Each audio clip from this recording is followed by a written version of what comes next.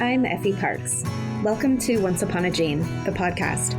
This is a place I created for us to connect and share the stories of our not-so-typical lives. Raising kids who are born with rare genetic syndromes and other types of disabilities can feel pretty isolating. What I know for sure is that when we can hear the triumphs and challenges from others who get it, we can find a lot more laughter, a lot more hope, and feel a lot less alone. I believe there are some magical healing powers that can happen for all of us through sharing our stories, and I'll take all the help I can get. Once Upon a Gene is proud to be part of Bloodstream Media. Living in a family affected by rare and chronic illness can be isolating, and sometimes the best medicine is connecting to the voices of people who share your experience. This is why Bloodstream Media produces podcasts, blogs, and other forms of content for patients, families, and clinicians impacted by rare and chronic diseases. Visit bloodstreammedia.com to learn more. Hello. Welcome to Once Upon a Gene. I'm your host, Effie Parks. Thank you so much for taking the time out of your day to be here with me for a little while. You know, the show just celebrated 3 years on Halloween a few days ago in 2022. Thank you all for supporting this show and for sharing it with your friends, for reviewing it. I hope that it's been a companion in the dark, and I hope that it has ignited something in you. Thank you to all of the courageous souls who I've had the honor of having as a guest on here, and an extra special shout out to those heavy lifters in the background, London, John, Erica, and Devana, who always have my back. It's an interesting topic today, the system. Specifically, the Social Security, Medicare, Medicaid system. My guest today has a master's in economics and a law degree. And after working for SSA for more than 10 years, he wanted to help demystify the complicated disability system. His first book, Social Security Disability Revealed: Why It's So Hard to Access Benefits and What You Can Do About It, explores the obstacles that disability claimants face as they try to access benefits. This is a jam-packed episode with really important information, no matter where you are in this journey for services, for yourself or for your child. So please enjoy my conversation with Spencer Bishins. Hi, Spencer. Welcome to the show. Hey, thanks for having me. I've given our listeners a little brief intro to you, but please tell us more about you, your career, and why you wrote this book called Social Security Disability Revealed. Sure. Well, I left law school and passed the bar in 2008, and that was a pretty challenging time to be entering the workforce anywhere in the United States, and the legal field was no exception. We were living in Washington, D.C. at the time, and I was applying to every government agency I could find, but there was just not a lot of hiring going on until the American Recovery and Reinvestment Act fully kicked in, and then all the agencies started hiring. And I went with the first one that sent me an offer letter, and that happened to be Social Security. So when people ask me how I ended up with Social Security, the answer is pretty much just by accident. But then I stayed for almost 11 years, starting at the Appeals Council, where I was reviewing cases that had already been decided and they were on appeal. And then I went to the hearing level, and I was there 7 years, where I wrote almost 2,000 decisions, both favorable and unfavorable, for a variety of administrative law judges. Lots of different backgrounds, lots of different personalities, and those judges were located all over the country, so lots of different locations as well. Interesting. I wonder, when you go into something completely different than what you had planned, and perhaps you didn't have any special training in law school for it, what sort of instruction was set up for you to be able to look at people's medical records and decide on their futures and if they qualified? Like, was there something in place in the government system that helped educate you as an appeal attorney to make those decisions? Yeah, we actually had a really good training program. I was in a class of about 100 people who were all starting at the same time. And a lot of those people were right out of law school. I was 2 years out of law school, and there were some people who had been out of law school longer than me. But then there were some people who had literally just graduated 2 months before and hadn't even gotten their bar results yet when we started. So it was a large training class, and we had a large group of trainers and a very regimented training course and schedule. And so it was very well done. It was a 6-week training. And like you said, we learned how Social Security makes decisions, and we learned how to look at different kinds of medical records. But then the training didn't end there. The entire first year was really like one long on-the-job training course where we were not given production requirements. We were allowed to ask lots of questions. We were allowed to look things up. So I do think the way that Social Security trained me was very good. Now, I have heard from other people within Social Security, it's not so good. For a lot of people, it's a 4 or 6 week course, and then you're thrown right into the mix of, okay, now review these 1,000 pages and write a decision in the next 8 hours. Well, that does make me feel a little better, because I know just in like the world of insurance, the people who are denying and looking at our appeals are not even usually people for the first round or two. So that makes me happy. What were some of the things that surprised you as you began this job and looking over these appeals? Shook you, perturbed you? What are some of the things you learned kind of right off the bat? Yeah, well, the problem with Social Security is while they should be focused on treating every claimant like a human, like a person, like a family with a story, medical problems and other problems in life, and trying to understand why that person can't work if it's an adult, or why that child's functioning is somewhat limited if it's a child. Unfortunately, sometimes Social Security behaves more like a private insurance company, and sometimes it can even feel like a computer is making the decisions, like it's a bot deciding your case. And part of the reason is Social Security's rules can be really strict. Part of the reason is that Social Security focuses a lot on how many cases they're paying. Over 1 million people a year file for Social Security disability benefits. And to those people, they only care about one specific case. So they see themselves as a person and as an individual. But Social Security management, they see a lot of numbers, right? They see a lot of statistics. How many cases are we paying? How many are we denying? How many are we paying at the initial level? Oh, it looks like we're paying too many. The trust fund's being depleted. Let's try and pay fewer. And so even though the individual person has their own situation and their own story, and they want to be seen and treated like an individual, unfortunately, there are just so many individual stories that the government oftentimes ends up treating you like a statistic and making it seem really impersonal. And that can be really frustrating for people. And that's one of the things I talk about in the book, right? Because the whole point of my book is I want people to understand how this process works. For one, so that you know what's going on. 2, so you are a little bit less frustrated when the expected happens. But more importantly, 3, so you understand what's going on and know then how to deal with that situation moving forward. Oof, that's such a powerful, heartbreaking truth that patients become a number, but their story is real to them. You know, it makes people feel like giving up, right? And it makes them feel gaslighted, like they have been, you know, over the course of the entire time they've been in the medical system in general. And it's just another barrier. And the important thing to remember, and I try and emphasize this throughout the book, is that's not an accident. It's not like the system was originally designed a certain way and it's devolved.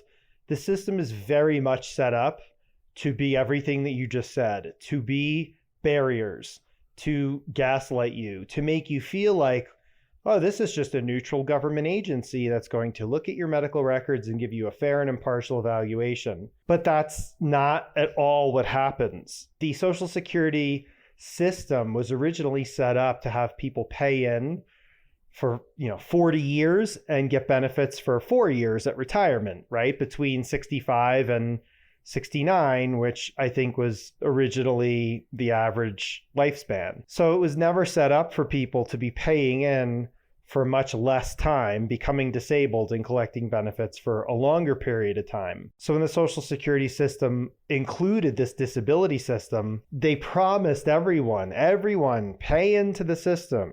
You have to, right? It's required. It's a tax. Pay into the system and we will be there for you if and when you need disability benefits. But then over 1 million people need disability benefits every year. It's not long ago, it was 2 million.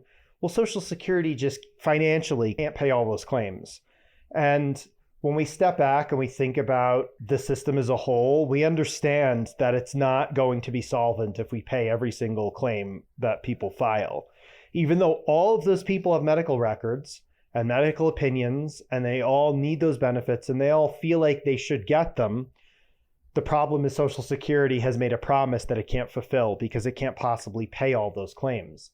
And so that's where we get into how do we decide who to pay and who not to pay.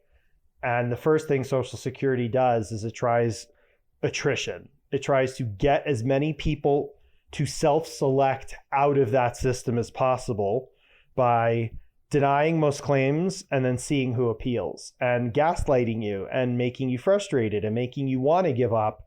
And the more people who self-select their way out of the system by giving up, by not appealing, by not moving forward, the fewer cases Social Security has, say, at the hearing level when you go in front of an actual Social Security judge.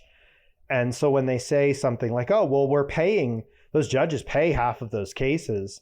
Well, that's half of a reduced amount of people, right? So when you talk about this system gaslighting you and putting up barriers and making you feel awful, the system is designed that way, not like a private insurance company is for profit per se, but it certainly acts like and operates in the same way as a private insurance company. Kind of like the mafia. It sounds like that to me. The discriminatory aspects of it, I think about those adult patients, right, who are living with whatever disability they have. And then I think about the next layer that maybe they don't speak English and they're another marginalized minority aside from being disabled. And then they also can't work, so they're broke, and maybe they don't have the internet and they can't follow up on these emails that are sent to secret portals. And then it just gets more difficult, more difficult, more difficult. Yeah. And there's a lot more groups, women, people of color, people who live in rural areas, both because the internet might not be great, there might not be a Social Security office in their town, but also they may have limited access to medical care. You know, maybe the only doctor in your town of 3,000 people is a family physician. Maybe you don't have an orthopedist or an MRI center or a place where you can get fancy blood testing, you know, for genetic conditions. So yeah, there's a lot of barriers in this country, obviously, before you get to the point where you have some kind of medical situation and can't work. And then piled on, like you said, piled on top of all of that is the problem of you can't work, so you lose your health insurance, because I think still over 80% of people in the United States get their health insurance from work. So when you become unable to work, you become unable to seek affordable medical care. Not that it's affordable with insurance, but without insurance, it's darn near impossible, right? But Social Security knows that. It's not like Social Security is blind to our system. The Social Security system and the government as a whole understands that most people get their health insurance from work. So they understand that if you're unable to work and seeking disability benefits, you're not going to be able to get the treatment you need, which means you're not going to have great documentation. That's one of the ways, that's the tool that they use at the initial level to deny the vast majority of cases. They know that those medical records are going to be spotty, incomplete, inconsistent, have gaps. Social Security understands that if 100 cases are filed, 70 to 80 cases are going to have medical records that are kind of a disaster. So they know it's not actually going to be that difficult for them to deny those cases initially. The way our healthcare system is set up, which is partially, I mean, mostly really the fault of the government, right? It's Congress could implement a single payer system or expand healthcare coverage, and they're not doing that. So they're intentionally setting up our healthcare system in a way that's handing Social Security a very easy set of denials and making it really easy for them to deny those cases. whether it be adults or children. Oh, yeah, it's nauseating, actually. Hopefully the Free the Data Act from a few days ago on October 6th will help eventually poke some or put some putty in some of these holes, but who knows? So let's actually kind of break this down. Can you explain the difference between SSI and SSDI? There's both adults who listen to this show, but a vast majority are parents who are raising kids with rare genetic disorders. So they're in charge of the stuff before they turn 18. So can you go ahead and demystify what both of those are? Sure. And I cover this in more detail in part 1 of the book. There are 2 Social Security disability programs. Anyone who works and is an employee and gets a paycheck from an employer also gets a pay stub every 2 weeks, usually. And on that pay stub, if you look at it, and most people never look at it, but if you look at it, you should see 3 federal taxes coming out of your paycheck. First one is income tax. That's what we're all familiar with. But then there's these 2 other things called payroll taxes. And one of them is a Social Security tax, and one of them is a Medicare tax. The Social Security tax, most of us know, that goes to fund the retirement program. I work long enough and at 67, I can get retirement. But that Social Security tax also, that same tax also funds the SSDI program, also called the Title II program or Social Security Disability Insurance. This is a program that is only for adults, so you have to be at least 18. And this is what people usually think of when they think of disability benefits. Because for most people in the United States, if they're working, they're earning credits, they're paying into the system. In most cases, if they become disabled, they're going to file a Social Security disability insurance claim. But adults can also, if they don't have enough credits, if they're a stay-at-home parent, if they haven't worked in a while, or they're a recent immigrant, for whatever reason, they can't get those SSDI benefits, there's the SSI program, Supplemental Security Income, or Title 16. And those benefits are there if you don't qualify for the Title II program, but they're a lot more restrictive. They're also just lower. I think the maximum payout on SSI is like $800 a month this year. But there's all kinds of offsets, like if you try and work a little bit part-time, like that'll offset your SSI benefits. So there's kind of a disincentive there to work, but also there's asset and income limitations. So if you have more than a couple $1,000 or you earn not very much money, you might not qualify for that program at all. And for children, that is under the age of 18, because as we're taught in training, kids don't work. That's the 3-word phrase they tell us never forget. Kids don't work. And so that's why children can't get the Title II benefits, but they can get SSI. So if you're a parent, if you have a child under the age of 18 and you file a Social Security disability claim, it will only be SSI or Title 16. But remember, that means that the agency is going to look at your assets and your income. And if you as the parent have assets or income that's too high, you're not going to qualify for SSI even if you have a disabled child. Now let's talk about what a disabled child is. The adult definition of disability is, do you have medical impairments that prevent you from working for a period of 12 continuous months? Well, because kids don't work, we have to have a different definition of disability. And the way Social Security decides whether a child is disabled is by asking, is their functioning substantially different from the functioning of an unimpaired child? So do you have impairments that cause a marked degree of difference in functioning compared to an unimpaired child? And there are Social Security rulings from 2009, and you can find these by Googling SSR 09-2P, and then I think they go all the way up to -8P. And those are the standards of functioning that the agency uses to describe an unimpaired child. In other words, at various ages throughout development, here's what we expect to see from an unimpaired child.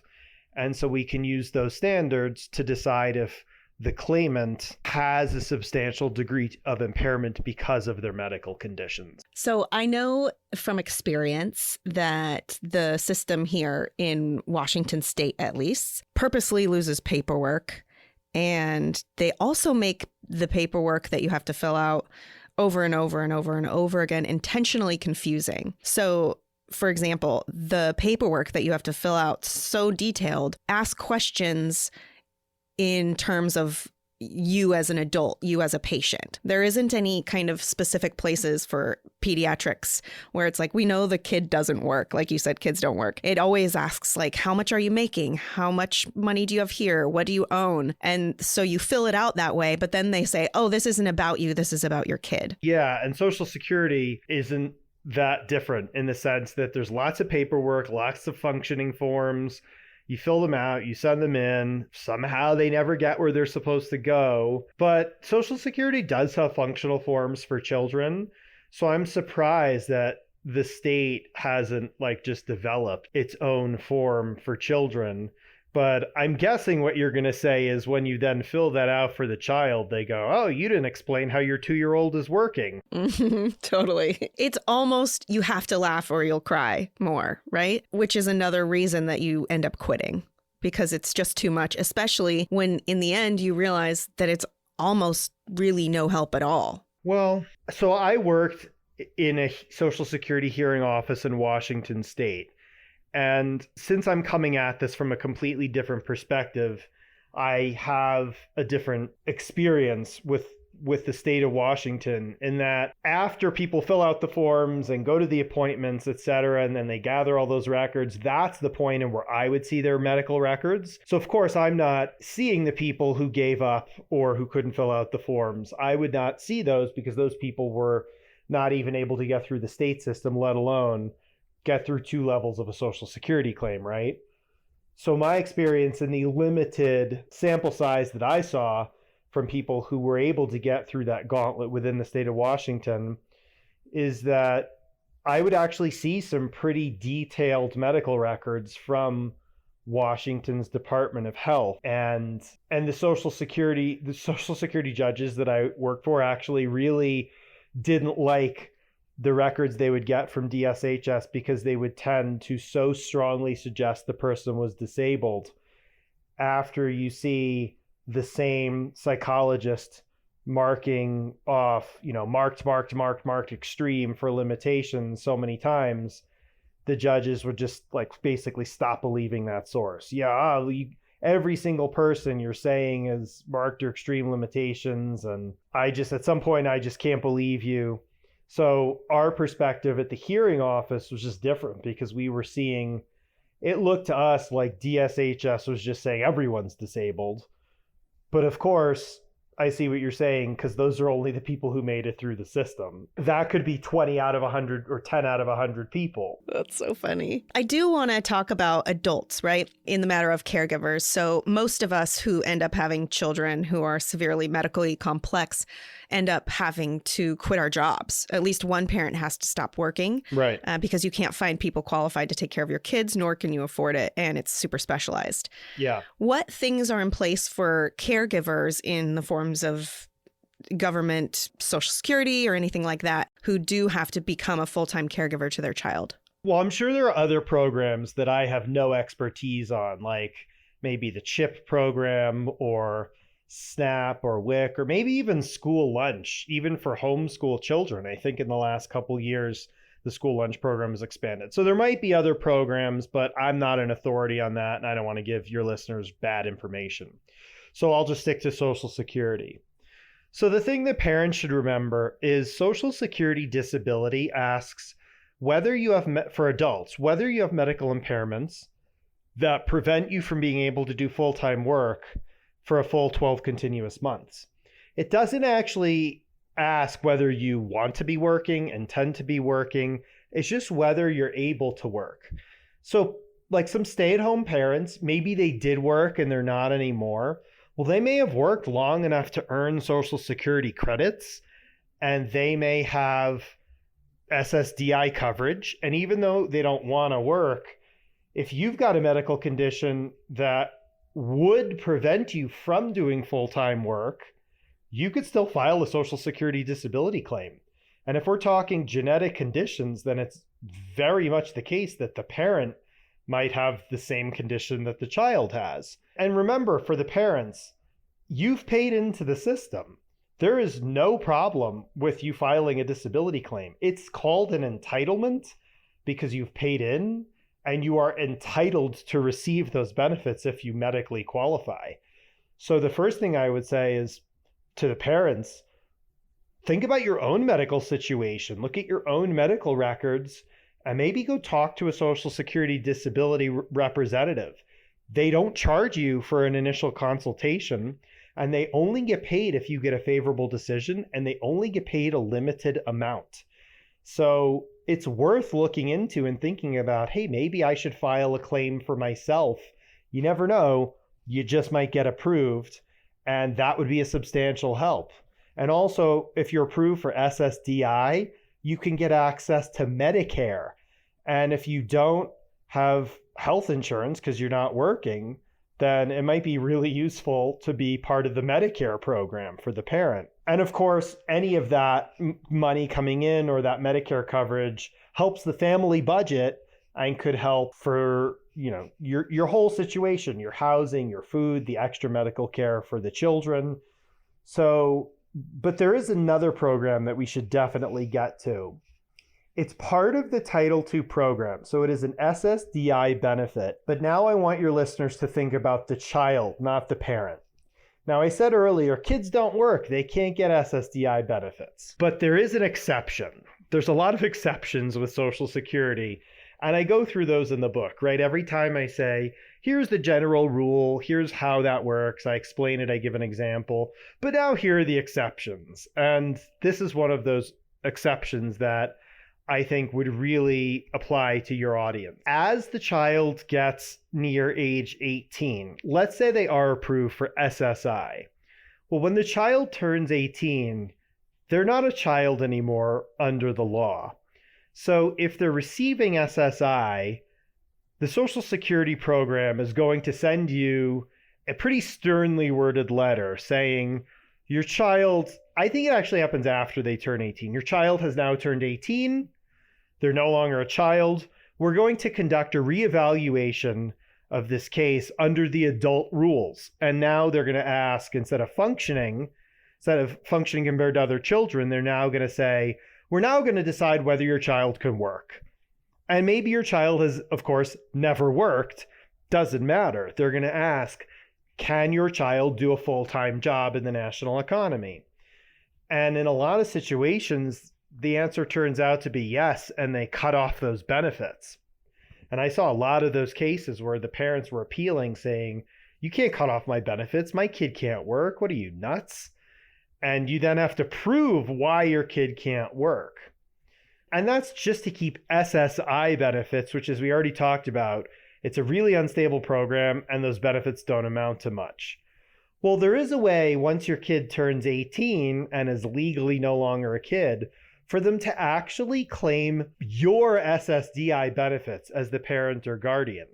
In other words, if you've worked and earned those benefits, your child, who is now 18, can actually put a claim in on your earnings record.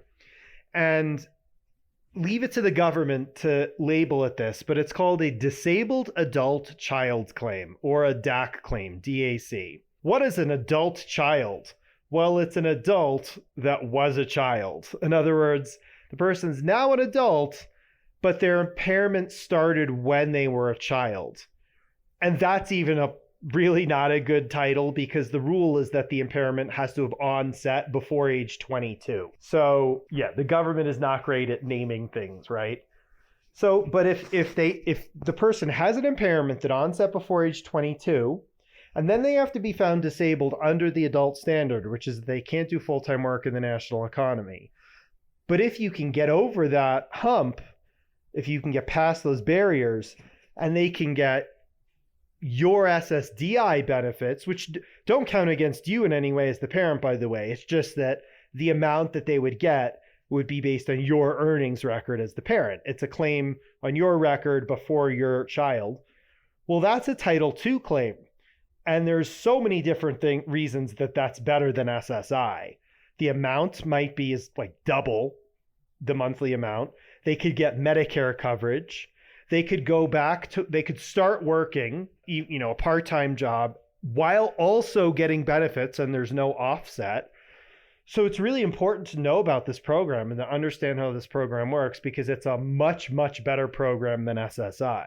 But one last element that I haven't mentioned yet of this is that the wage earner has to be either dead, retired, or disabled. In other words, they have to be in some way a Social Security recipient themselves. And if you're not planning on dying anytime soon and you're too young for retirement, which is probably the case for many of your listeners, well, that's another good reason to start looking into, should I, as the parent, apply for disability for me? Because if you're then found disabled as the parent, then the child, when they turn 18, could also put a claim in on your earnings record. And now, instead of maybe being completely excluded from SSI because of your assets or income, maybe you as the parent and the child, once they turn 18, can both be SSDI claimants. And there's no asset and earnings test for SSDI. Jeff Bezos pays into the SSDI program. Elon Musk pays in. They could go file an SSDI claim if they're not going to. But point is that there's no asset and income limitation. So there are a lot of really good financial reasons to understand how all of these programs work and to understand all your different options between the two programs, because it can really make a difference between the parent and the child if you're talking an extra $1,000 a month per person going out into the future. I mean, we're talking tens of thousands of dollars. So it really does pay, literally, to understand how these programs work. Wow, that's so convoluted and extremely interesting. Thanks for explaining the DAC claim, especially the part how it doesn't necessarily sacrifice your future in the system either. And it works in the same way that if you've been married over 10 years, your spouse, whether or not they're a current spouse or a former spouse, if you've been married over 10 years, when you get to retirement, that spouse can base their retirement amount on your earnings. And it doesn't impact you in any way. It's just about calculating the amount that they get. And it's kind of the same thing. If that 18 to 22-year-old is now applying for a DAC claim on your earnings record, well, it's just about calculating the amount. It doesn't impact the parent's ability to also get disability or retirement benefits. It's just when we ask, well, how much would that 18 to 22-year-olds get as part of their claim, we calculate that based on the parent's earning. So that's one way to maybe help prep. Are there any other ways that parents of kids who are about to turn 18, how can they prepare or ease some of the inevitable pain of the system that's going to continue? Are there anything they can implement to sort of make this a little less treacherous? I mean, it's a shameless plug, but the thing is, there's a lot of information in my book about all the different things that you need to know about the Social Security programs and how they work. And the thing is, there are things that can sneak up on you. And if something sneaks up on you and somehow you accidentally get paid too much money, you're going to then end up owing the Social Security Administration money. And that's like the worst possible position, right? You went to Social Security asking for help and you end up where you owe them money back. And one of the examples I give in the book of where this can impact you is, once the child turns 18, they're now an adult, right? And as far as the law is concerned, they're on their own. But let's say they're still living with you. I mean, you're their parent, maybe they're unable to work, they can't live on their own. You just think oh, of course, I'm not going to kick them out at 18. Except that the Social Security Administration kind of expects you to do that. And so let's say they're receiving SSI. And I talked earlier about how the SSI has lots of offsets, right? Well, one of those offsets can be free rent. So if you're an SSI recipient, but you're staying with someone else, the Social Security can say, well, that person is effectively giving you free rent. We're going to deduct the value of that rent from your SSI benefit. And so even if you're living with your parents, which again, for most of us is just logical, right? But you don't want to be caught in the situation where Social Security says, oh, you're living with your parents, we're going to call that free rent and deduct that from your SSI. And, there's another offset here. And, oh, you're working a part-time job, we're going to deduct that. Sorry, actually, we've been paying you benefits for the last 6 months that we shouldn't have been. You now owe us $10,000. We expect payment within 30 days, right? You want to avoid these situations. And there's just too much for us to talk about, in a 1-hour podcast. So it really is about, and your listeners know this, right? Your whole world is about educating yourself on the medical community, on genetic testing, on physical therapy, what's the latest course of care for a particular impairment. At the state level, like we talked about, how can I work with my state's Department of Health to get whatever services are there? This sort of thing, of course, isn't new to your listeners, but it's definitely takes time. It drains your energy. It's just more paperwork and more hassle than you want to have to deal with. But unfortunately, that's how our public benefit system is in the United States, right? We don't have a universal basic income where the government just hands you $1,000 every month and says, use this for whatever you need it for. You know better than we do. That's not how it works. I talk about that in the last chapter of the book, about why that's a better system. But that's not the system we have. The system we have, you have to go ask the government for every last penny of services and resources, and you have to prove why you need it. And it's demeaning, it's demoralizing, it's inhumane, but it's the system we have. So you have to know where all of the traps are, as you talked about at the state level. But then, as I've now introduced to your audience, and a lot of your audience probably already knew this if they've applied for Social Security, that there are a lot of traps at the federal level as well. One more that I'd like to address, if that's okay, just because I don't want to forget to mention it. And that is, I just mentioned how you could accidentally be paid too much money by Social Security. The other way that happens is if you start working, and that could be even for a child, like 16 and 17-year-olds work, right? Or an adult, you start working and you assume Social Security, of course they'll find out about this, right?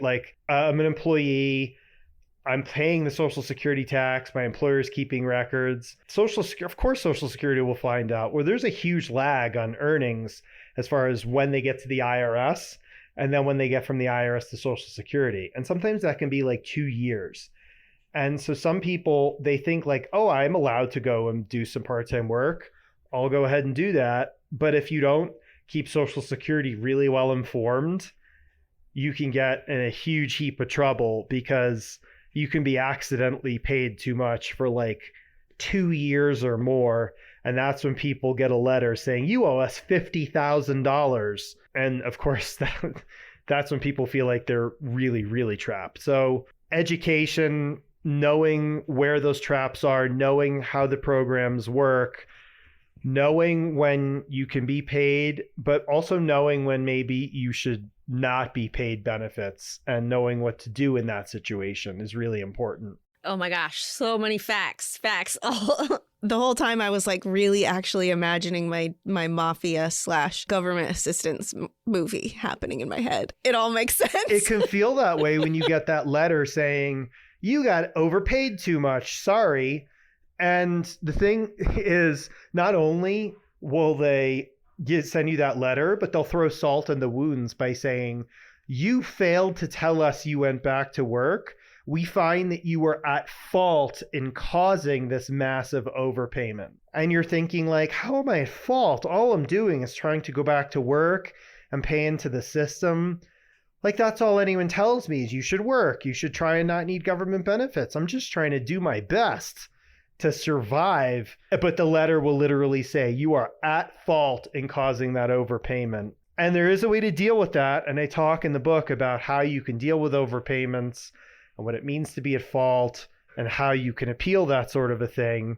But yeah, you have to pay attention and you have to know how to appeal or when to appeal, because you only get a limited amount of time, 60 days to appeal. So if you're denied, you can't like say, I need a few months to think about it and then I'll appeal. You get a very limited amount of time. You need to act quickly and you need to know what you're doing at that point. That's not the time to, I guess, you can buy the book at that point and read it. But again, 60 days is not a lot of time in life, right? And also, I just want to make sure your listeners understand, if you have parents who are listening who are beneficiaries, who applied, got approved, and they're currently collecting Social Security, whether it's that for them or the child, I guess this is probably more if you have a parent collecting, you are allowed to work some and receive benefits, but there's a very limited amount. And it's super easy to exceed that. We talked about that. But the other thing is, let's say you're not working. You decide, I'm not going to take that chance. I'm not going to work. Well, whether it's the parent or the child, Social Security can and does re-review cases frequently. Anyone who's receiving Social Security benefits will know what I'm talking about. You get a letter every 2 or 3 years. It's called a continuing disability review. And that letter will say, we're reviewing your case. Send us all your updated medical records. Tell us if you're working. Fill out these new functional reports. And so the thing is, if you get approved, you have to know what to do if you get denied, how to appeal. But you also have to know what to do if you get approved, because you can't just stop getting medical treatment. You can't stop your record keeping. You have to be prepared for those continuing disability reviews, because you effectively have to re-justify every couple of years why you should still be getting those benefits. And if you weren't prepared for that, if you got approved and you thought, hooray, I'm approved, I don't have to do this anymore, and you just stopped thinking about it, you're going to be in for a rude awakening 2 or 3 years from now when Social Security says, send us all of your updated records. You might not be prepared for that, and they will just boot you off of those benefits. So, if you're going through all this effort and working really hard to get those benefits, and you really need those benefits if you're a disabled parent or you have a disabled child or both. So know how the system works even after you've been approved, because Social Security will not stop their goal of attrition at that point. They're not going to give up on trying to kick you out of the system just because they felt like they had no choice but to approve you. They will continue trying every couple years to go back and deny your benefits. It definitely happens. I wrote decisions for people who had been re-reviewed and were having to then appeal that case. And sometimes the judge said, okay, well, we'll find that they're still disabled. But I wrote a lot of decisions for judges who said, I don't think they've showed us enough evidence to prove why they should continue to get these benefits. So denied, benefits over. Oh my gosh, I'm exhausted already from all these rude awakenings. But that's such a good reminder to always be educated and to be on top of things if you can, and to be a step ahead in the process, because it's not set up for you. And the thing to remember, I do want to leave here on a positive note, because the subtitle of my book, Social Security Disability Revealed, the subtitle is Why It's So Hard to Access Benefits. That's all the things that we've been talking about so far. But the second half of that subtitle is, and what you can do about it. Because the thing is, Social Security, they do pay a decent amount of claims. You're probably not going to get approved at the initial level, just statistically. But once you get to the hearing level, which is where I worked, those judges do pay a decent amount of claims. And there are some judges that pay 80% of claims. We call those high payers. And there are some judges who are low payers, and maybe they're only paying 20% of claims. And as you can imagine, those judges tend to be young and fit, and usually they're former military, And their attitude is usually like, they look like they can work to me. I can work. Why can't they? And even with child cases, their attitude will be like, I don't know. This kid seems fine to me. And it can be really hard to convince that judge to approve a claim. And yet, even a 20% payer is still paying 1 out of every 5 claims. And the important thing to understand is how to be that 1 out of 5 so that it doesn't matter who your judge is. If you know the system, if you know what kind of evidence you need, if we're talking genetic conditions, you have to know not only what kind of genetic like blood testing you need, but also there's lots of other testing, like with connective tissue disorders like Ehlers-Danlos syndrome. Some of those conditions are diagnosed with a physical exam, right?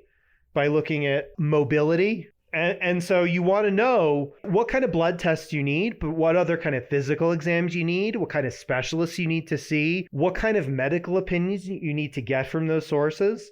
Having a doctor say, my patient has a connective tissue disorder, it's genetic, that's maybe true, but it's not going to get you Social Security disability benefits for the child because it doesn't explain how that child is functionally limited compared to an unimpaired child, right? You have to know what Social Security standards are and what they're looking for. But if you do, now you know where to focus your efforts and you know what kind of medical record to present. You're not, in other words, you're no longer a passive participant in this process where you're signing a form and letting Social Security go get records from your doctors and crossing your fingers and hoping. You're taking an active role in developing that medical record. And it's not like you're lying. You're not getting those doctors to put anything in that record that's untrue. You're just guiding what they're putting in there. You're telling people, hey, doctor, I need you to specifically talk about functioning. Here are the 6 domains of childhood functioning that Social Security looks at. I need you to specifically talk about those in your medical reports, because that's what I need to provide to Social Security. And if you know how to do that and you know what needs to go in those records, when you present that to Social Security, that's the kind of medical record that even that low-paying judge looks at and says, wow, this is really good. This is exactly what I need to pay this claim. I don't really see any room for me to use my discretion to deny it. So I'll pay this claim and then I'll use my discretion to deny the next 4 that are less well developed. And that's literally how they make their decisions. A lot of judges will think, I have a lot of discretion until I see a record that is so clearly well developed and meets the definition under the law that I feel like I have no discretion here. I'm not going to lose my job over this by trying to deny a claim that I can't legally with a straight face deny. So I'll approve that one and I'll move on and I'll think about denying some other ones that are less well developed. So becoming your own subject matter expert, right? Like we're the experts in our kids' health, in our own health, and really kind of bringing the backing. Yeah. In the same way that you kind of have to become a medical expert when it comes to genetic conditions, you kind of have to become a medical expert when it comes, or a legal expert when it comes to the Social Security regulations. And that's how you give yourself the best chance of success, is knowing the system inside now, not just the medical system, but also the legal system around these public benefits, so that you can know what medical story to tell to the judge to meet the legal definition of disability so that you can get those benefits and keep those benefits until the child's 18, at which point, of course, we've talked about how the standard changes and you'll still need medical records at that point, but now you have to prove something different. You're not proving functioning, you're proving whether they could work. But throughout their childhood, from 0 to 17, it's all about their functioning and those 6 functional domains for children. And it's not a secret. The law is not a secret. You can look at the law, the Social Security rulings, and know this is what the judge is going to compare my child's functioning to. These are all the things the judge wants to see in our medical records. So these are the things that I need to get my counselors, therapists, physicians, whoever to talk about, and that's how we give ourselves the best possible chance of a successful claim. Put it on my tab, Spencer. Attorney at law, Effie Parks. Oh my gosh, there's so much to do. I know that in writing this book, you're clearly exposing how disjointed and broken the system is, but you're educating all of us, and you're also playing a part in making it better. And I really always appreciate someone who's doing something like that because a fire was lit from your experience. So thank you for contributing and for writing this book. There's so much that we can talk about, obviously, that pertains to so many aspects of our lives as caregivers and patients. So go buy the book. Spencer, tell them where they can find you and how they can contact you and buy your book. Sure. The book is called Social Security Disability Revealed: Why It's So Hard to Access Benefits and What You Can Do About It. And all of the places that you can buy the book, there are links to everything at our website, which is bishinspublishing.com, BISHINS publishing.com. You can also just Google the title and it'll take you straight to Amazon, where it's available in both ebook and paperback format. It's also at Barnes & Noble, Apple eBooks. You can get it at bookshop.org if you want to support a local bookstore, or you can ask your local library. There's also links to our social media on our website, bishinspublishing.com. But if you want to go straight there, at Facebook and Instagram, we're at Bishins Publishing. That's too long for Twitter, so at Twitter, we're at Bishins Pub. Awesome. Okay, well, thanks so much for spending so much time talking to us about this complicated and very frustrating issue that we're all going to be dealing with. So I appreciate your time today, Spencer. Yeah, thanks for having me. I hope you've been enjoying this podcast. If you like what you hear, please share this show with your people, and please make sure to rate and review it on iTunes or wherever you get your podcasts. You can also head over to Instagram, Facebook, and Twitter to connect with me and stay updated on the show. If you're interested in sharing your story, or if you have anything you would like to contribute, please submit it to my website at effieparks.com. Thank you so much for listening to the show and for supporting me along the way. I appreciate y'all so much. I don't know what kind of day you're having, but if you need a little pick-me-up, Ford's got you.